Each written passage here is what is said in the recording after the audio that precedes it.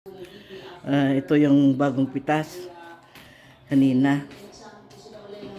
Ito yung bell pepper ang galing doon, at saka itong kamatis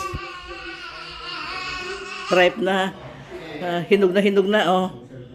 Itong kamatis ibang klase ito, ibang klase naman ang mga ito oh. Yan. May konting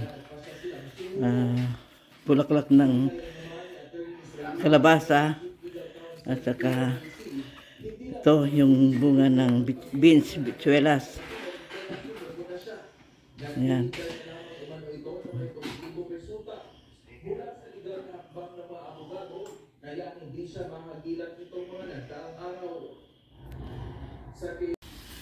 Ayan na. Magandang umaga mga kaibigan. I-update ko nga itong halaman.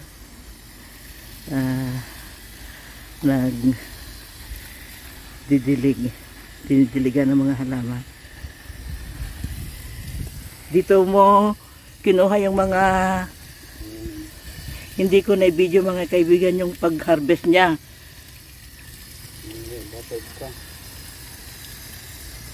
Ayan oh. Mga bunga.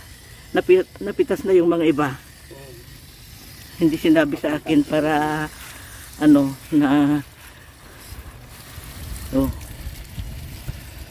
Ayan. Bakit hindi mo sinabi sa akin nag-harvest ka na pala? Yan ang sinasabi ko pag mag-harvest ka. Pre-harvest. I-upload ko. Wala. Tumatanda ka na talaga.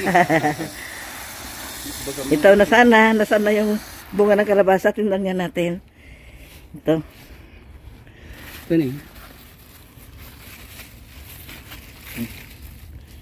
May anong tawag doon sa maliit na tumutubo. At saka nasaan yung isa? Nakita dito.